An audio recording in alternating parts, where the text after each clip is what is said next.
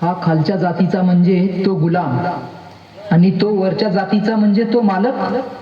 ही संकल्पना तोडणारे एकच होते, ते म्हणजे बाबासाहेब. गुलामी का टूट गया जाल, गुलामी का टूट गया जाल, ये भिखारी बने हैं मला